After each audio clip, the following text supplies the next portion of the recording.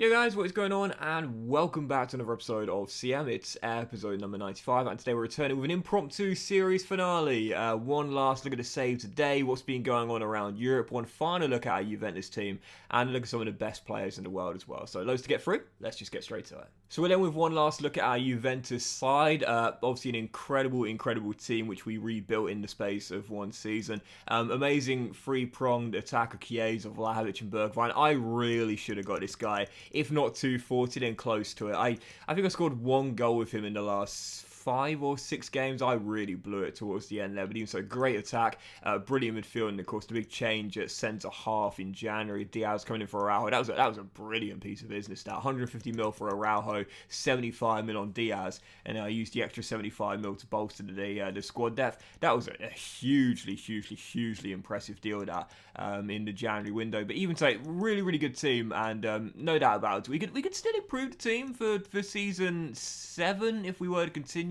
Squad depth is fine. Learnt my lesson from last year with Bayern, but possibly 2 new wing backs. But otherwise, this is a 5-star team in its own right, and I'm more than happy ending on this. As we look at the stats of the players as well, see Donnarumma came in and won the Golden Glove, 20 clean sheets in 46 games in all competitions. That was obviously amazing. Destiny Udogie was really solid. I swear, man, like sometimes my wing backs are just so important, but it never shows up in the stat sheet. Like overlapping runs causing problems, but also being defensively secure as well. Sometimes my wing backs just like the stats don't tell you the full story. Sometimes my wing backs are often the case of that as well. Like Berendelli didn't score a single goal, only got 1 assist, but he was pretty solid for the most part all season long.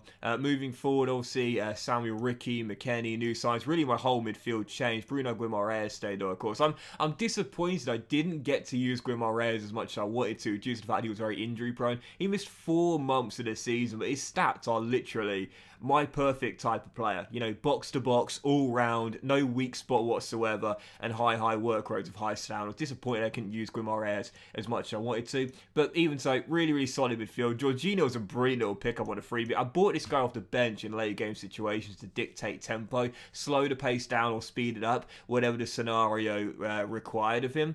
But this was a brilliant pickup, man. Jorginho on a free transfer. And again, one of those cases where the stats don't really show you that, you know. You don't see the stats of him dictating tempo in late games. That was really crucial. Obviously, Fagioli came back as my captain this year. Never got to lift the trophy, though, because he was injured for the game. But even so, the front three is the reason why we were so successful in the Serie A and scored over 100 goals. Chiesa, 21 goals and 16 assists in 37 Serie A games. Just incredible. Bergwijn, I struggled with Bergwijn at the start of the season, but in the second half, that's where most of his goals and assists came. 19 and 14 respectively in 33 games. Didn't play a single game outside of the Serie A, but was still sublime when it mattered most in the league, including a couple of game winners, such as that Roma game. And also, of course, the main man up top. Well, first Moise Kean, 14 and 12 in 27 games, averaging just under 1 in every 2 for direct contributions to a goal in a game. Even so, tremendous impact sub. 7-4. Kean's one of the best impact subs you can have in the game, because he really is just absolutely brilliant. He's so strong. He's absolutely rapid. He's tall. He can win balls in the air. He can get threaded through. Amazing ball control and dribbling as well, and a clinical finish as well that can play left, right, and also direct through the middle as well. Of course, the main man this season, Dusan Vlahovic. Look at this record, man. Seriously, 32 goals and 34 assists in 37 games in the Serie A. It kind of reminded me of the year I had with Ivan Toney in my 2 years I spent with Roma in my FIFA 20 career mode. For those that watch that save, you'll see the similarities, but Toney turned into a complete striker in that year. Coincidentally, in the Serie A with Roma, that was the same with Vlahovic this year. He got more assists than goals, and yet he still won the Golden Boot as well. Just a ridiculous stat line. So next up, we'll look at the leagues around Europe. Starting, of course, with the Serie A. As you can see, we were champions by 11 points in the end, losing only 3 times all season long to Torino, Sassuolo, and of course Torino again, didn't we? We lost back-to-back to Torino. No, we didn't. We lost to Torino in the Cup. Who was our third defeat against? Sassuolo, Torino. Oh, Inter Milan, of course. Inter Milan at home. That was our second loss this season. But even so, won the league comfortably. And the goals were the reason why. I mean, seriously, you know, the old saying is defense wins championships. Well, in this season, it was goals win the championship. 104 goals in 38 games, man.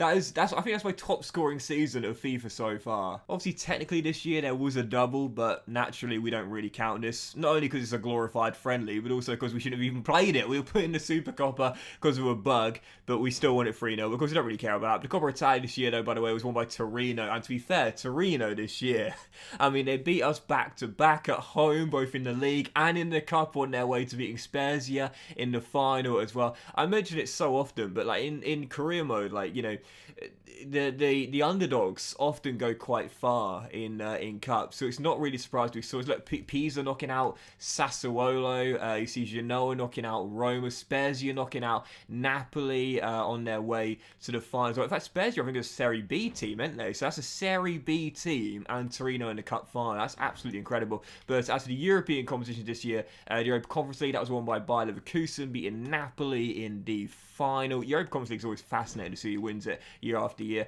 Europa League was won by Chelsea, beating Celtic in an all-British final. Very interesting there indeed. And as for the Champions League, well, you would have seen it earlier at the start of the episode. Barcelona were winners, beating Inter Milan in the final by a goal to nil. For those curious, by the way, about Nottingham Forest, well, I'll get to those guys in just a moment's time. You'll notice they weren't in the Champions League this year. You would have seen that. And they weren't in the Europa League either. I'm pretty sure. Just one final check. Pretty sure they weren't in the Europa League either.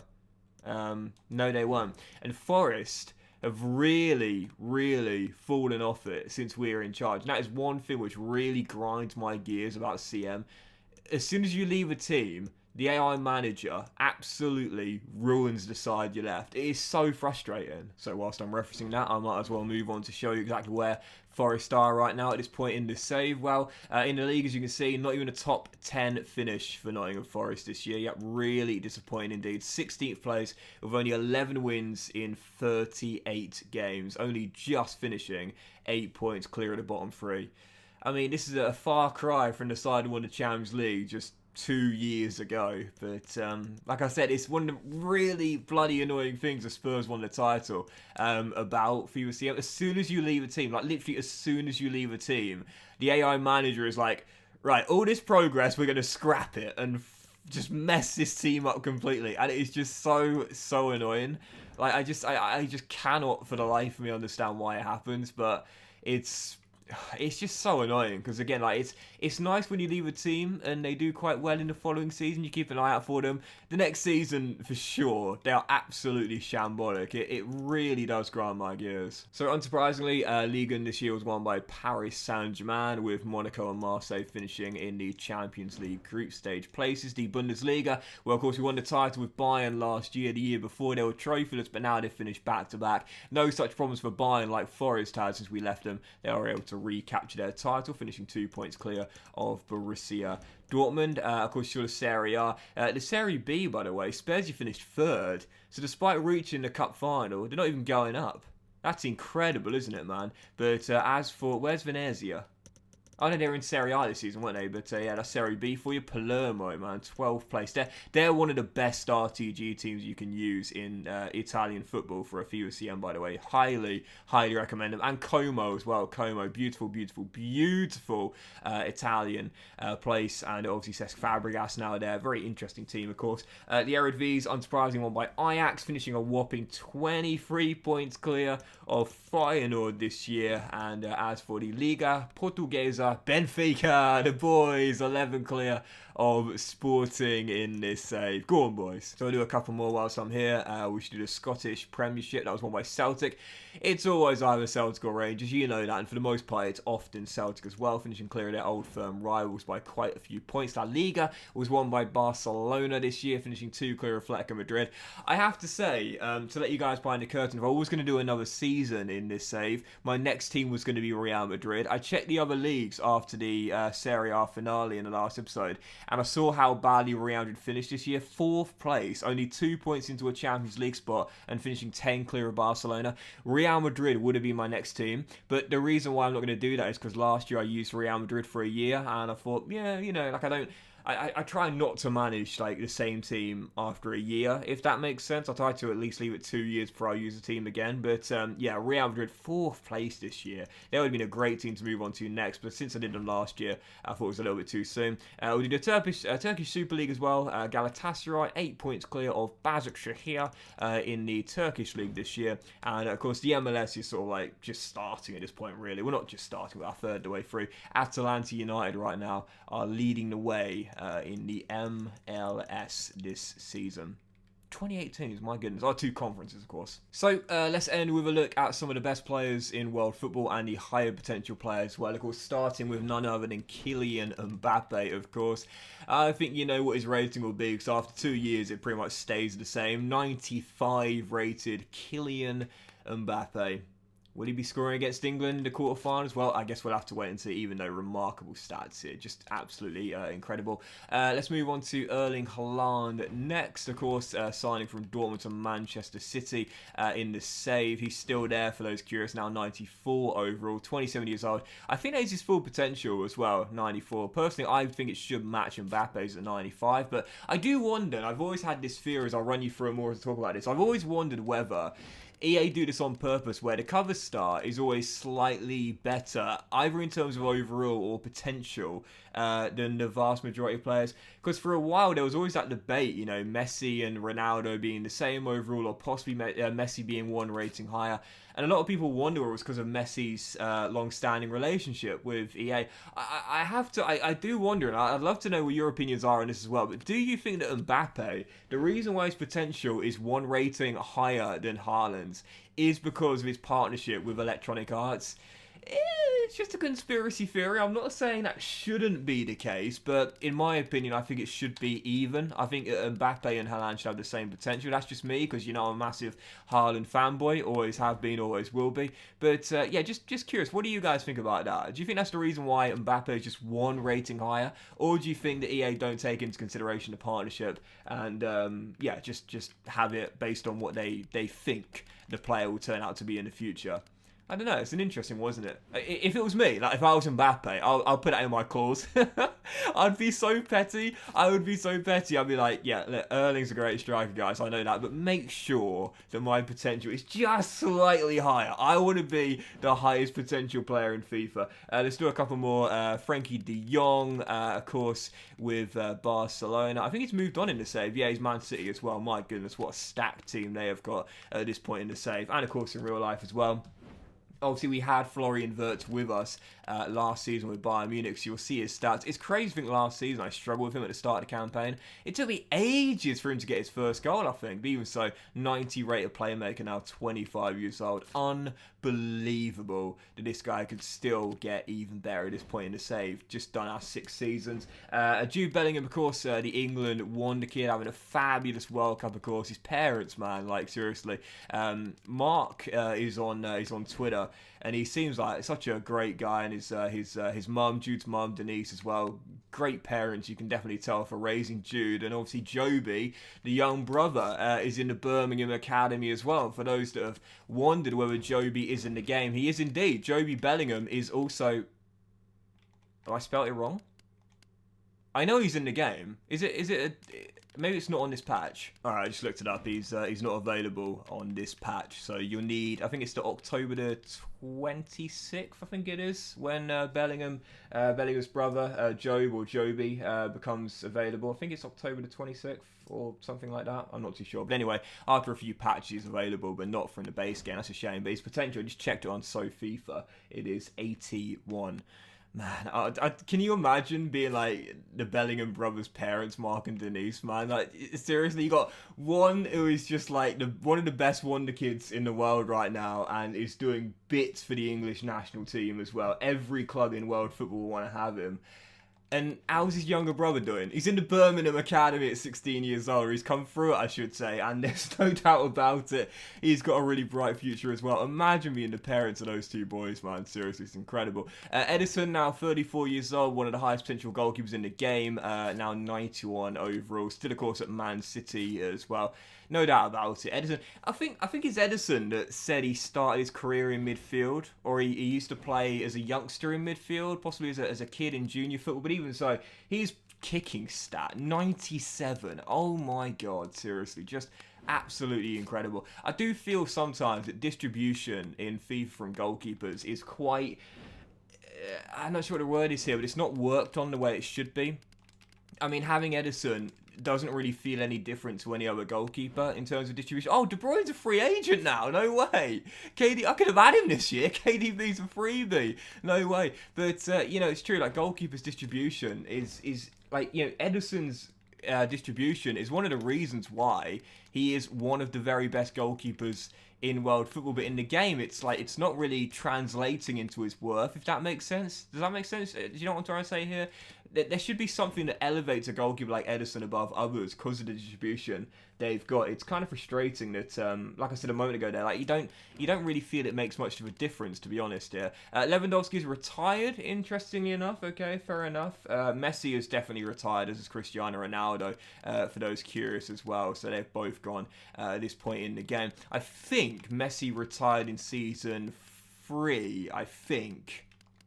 I can't remember. They're both retired anyway. And moving forward, we shall do Musiala. Oh no, we have Musiala at Bayern, so you know what he looks like. Ansu Fati, João Felix as well. Of course, obviously a lot of talk about João Felix. Is he going to be moving on from Atletico Madrid? Not clearly worked out the way they were hoping based on the price tag. But Fati now at Old Trafford, storming down that left-hand side. Felix will do Rafael Leao, of course. Well, what a superstar. You guys know I'm a massive Rafael Leao fanboy. Felix, though, is still out of Atletico Madrid. Interestingly enough, now 90 overall. Torch definitely been passed in Portugal at this point in the save, at least, from Ronaldo to João Felix as well. A lot of talk about what happened on Tuesday night with Cristiano Ronaldo obviously deciding to, when he came off the bench, didn't get involved in any of the goals, obviously, and then the final whistle going over to clap the fans, but not staying with the team, going straight down on his own. Very interesting indeed. Obviously, a free agent now. Obviously, a lot of talk. He's going to join, is it Al Nassr, I think it is, in Saudi Arabia on a free transfer in January. A lot of talk that's going to happen there, and he'll of course get a bumper pay packet for that. I've got to say, I was quite surprised to read that. Really, I thought, yes, of course, we all know that his ability is not quite the same as it used to be, but I thought possibly someone would take a punt on him in major European football in January. I was thinking Chelsea, I'm being totally honest here, but even so, I guess we'll have to wait and see. Valverde now at PSG, also 90 overall as well. Incredible midfielder. I think he's come on leaps and bounds, honestly, in the past couple of years out of Real Madrid. Sorry, Fikayo Tomori is now at Manchester United as well, leaving AC Milan. He's one of my targets, by the way, to replace Araujo. I wanted to buy him instead of Ruben Diaz, but as you'll see, I couldn't get him because there's not enough depth at Manchester United right now. And I'll do a few more whilst I'm still here, and we'll end on that. Theo Hernandez. This is, by the way, for those that haven't been queuing up to save complete, this is the end of Season 6. So most players now have hit their full potential if they didn't start off at a very low overall. But Theo Hernandez is now at Barcelona. Very interesting indeed. God, it'd be an amazing long-term success for Jordi Alba, wouldn't it be? Lautaro Martinez, of course. Interesting, Lautaro Martinez, who's a lot of Inter Milan fans, aren't quite as keen on him as some are. The Bull obviously has a bit of a love-hate relationship with the fans, especially for going missing in big games. But even so, in the game right now, certainly well worth keeping at the San Siro. 90 rated 30-year-old striker as well at Inter Milan. Right now, we shall do Trent. We shall do... who else are we missing here? Alisson, Kimmich as well, though. Of course, you saw Kimmich at Bayern. He's now moved on, of course, in the save as well. But Trent, still at Liverpool, 29 years old, 90 rated right back as well. I think he's the highest potential right back in the game, Alexander-Arnold as well. So yeah, we'll do Alisson. We'll also do Mike, who's currently still at AC Milan as well. 32 years old, 90 overall. It's crazy to think that when, obviously, AC Milan lost Donnarumma on a free transfer, that stung. Obviously, he's joining Chelsea in the save when the window opens. That obviously stung a lot, don't get me wrong, but what a replacement. I mean, seriously, you ask AC Milan fans right now who they'd rather have between the sticks, Donnarumma or Mike. I wagered that 9 out of 10 of them would say Mike. I really do believe that. The Frenchman there has become a bit of a fan's favourite so early on into his career at the San Siro. That's incredible, isn't it? Like you lose an academy graduate on his way to becoming one of the best goalkeepers in the world on a free transfer, and the guy that comes in to replace him seems to be loved even more by the fans. But that just goes to show you how well Mike has taken to life in the Serie A since moving on as well. Joshua Kimmich, of course, you would have seen during our year at Bayern. He's now moved on to Roma, of course, who, of course, last year won the championship with Serie A last season. Very interesting indeed, leaving Bayern to go to join the Serie A, like we did in the summer as well. I think Salah is now coming towards, the end of his career right now. He's currently at Barcelona, 81 overall, and he'll be a free agent in the summer as well. So clearly, what's his pace now, I wonder? Wow. Yeah, his best asset. He's not quite the same player right now, it seems, in the save at least. I will do a few more whilst I'm here.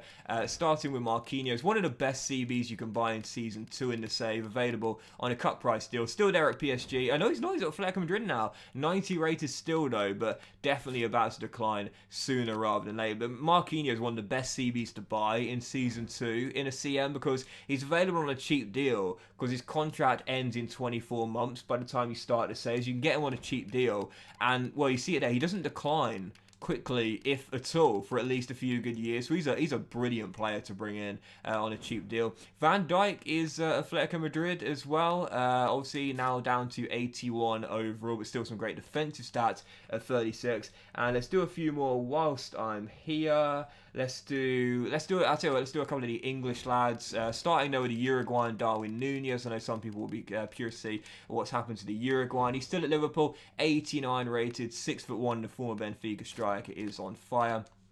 And let's look at a few of the English talents as well. Starting with Bukayo Saka, of course. I'll show you how he's currently getting on now at Inter Milan at 89 rated as well. Let's do English talents. We'll start off with Jadon Sancho, obviously moving on from Dortmund to Manchester United as well. I believe he's still there at this point in the save, and he is indeed 28 years old, 88 rated now. A lot of question marks about whether Sancho is going to live up to his potential, I must say. Since moving on from Dortmund to Manchester United, he's shown flashes of his genius that he showed at Borussia Dortmund, of course. But I think it's safe to say he hasn't quite hit the mark just yet, because he is still such a young player. There's such a long time to go in his career, as Harry Kane now is 34 years old. Oh, wow, look at that. I've not seen Kane leave in FIFA CM this year. He stayed at Spurs every season. We'll just do one more year. He'd be at Chelsea. That is absolutely fascinating. I've not seen him leave once. But Chelsea are picking up everyone on free transfers, it seems, at this point. I've never seen that. That's absolutely fascinating. But let's, speaking of Chelsea, let's do Reece James right back, see how he's developed. I think he's still there at Chelsea. He is indeed as well. So Chelsea, man, they're picking up some great players on free transfers and still got James out of the Cobham Academy, of course. And we'll do a couple more. Mason Mount and Declan Rice, the bromance between the two of them, of course. Mount, I believe, has moved on from Chelsea, though, hasn't he? Yes, he has indeed. Wow, look at that. He's gone to Molineux at Wolves, 87 rated, 29 years old. Just joined for this season, it seems, Mason Mount now at Molineux. We'll do Declan Rice, Smith Rowe from Arsenal as well. I think he's still there though, but Declan Rice, as you'll see, he has moved on to Arsenal at this point in the save. What a pickup he would be for Arsenal if they could pull that off. Can you imagine the long-term success of Granit Xhaka and Thomas Partey? That would be an amazing signing. But speaking of Arsenal, we'll do two of their young stars, Emil Smith Rowe and also Ben White as well, and I think we'll end on that. So Smith Rowe is now at Borussia Dortmund. I remember him last season when we were playing Bayern Munich. We were playing with Bayern Munich, and also Ben White, obviously moving on from Brighton to Arsenal for £50 million. There were loads of question marks about the transfer fee when the it's Benjamin White in the game, isn't it, when the deal went through initially, but I think it's safe to say £50 million Arsenal pulled off a brilliant deal there. How good has Ben White been this season, filling in at right back, and of course CB his main position as well. He's now at Wolfsburg in the save at 30 years old. Very interesting indeed. Right guys, so the final thing we'll do in the save is take one last look at the My Career section and break down each individual season in the 6 in the save, beginning with season 1, which was so difficult with Nottingham Forest taking over the City ground And man, oh man, there was genuine fear for a long time we were going to go down. We had some absolutely shambolic results in Season 1, got battered in several games, but did survive by the skin of our teeth in 16th place. Did reach the Final Four of the Carabao Cup, but I mentioned during that season, that was like a fever dream. I don't know how we did that. How did we get to the semi-finals of the League Cup, man? We were awful.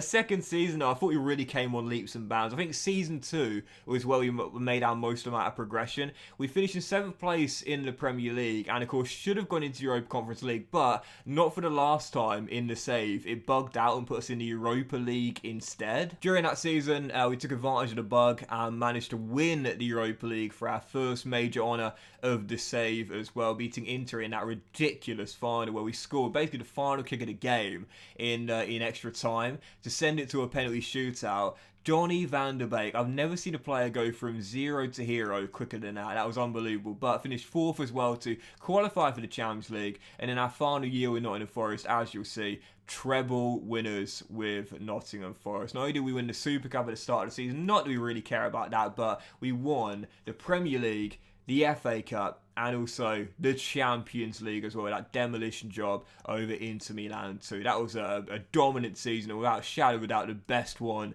of the save. After that, we decided to move teams for the first time in the save and move to a new country as well. My first time getting to manage Bayern Munich. It was so fun, taking over a side who won nothing the previous year, and we definitely did well, no doubt about it. On the back of a trophyless season and a team with no identity, we rebuilt the side, built a nice German core, and we won the Bundesliga, and we had an amazing run to win the Champions League as well. And of course, the Cup was a disaster, absolute disaster there, but it definitely taught me the importance of squad depth there as you won a League and Champions League double. And as for our final season, you won't see it officially in the objective achieved section here, but we did of course win the Serie A this year to claim a trophy for Juve on the back of none in their last season. And just like with Bayern, it was quite nice to manage a team that I'd never managed before. I'd never had Bayern before, I'd never had Juve before, so it was quite nice to take over a team who last season won nothing, tried to win them something this year, and yes, of course, the Cup was a catastrophic failure, being embarrassed by our local rivals Torino at home. Yes, the Champions League very disappointing, but naturally, of course, the luck of the draw didn't help having to face Real Madrid, but even so, we rebuilt the side, we assembled a really cool Italian core, and I'm glad, if nothing else, we did win a trophy in our final season. It would have been really disappointing to win nothing. I was glad to at least win the Serie A. So in the end, 3 main league titles with 3 different teams in a row. First with Forest, then with Bayern, then in Juve, in that order. Season after season after season.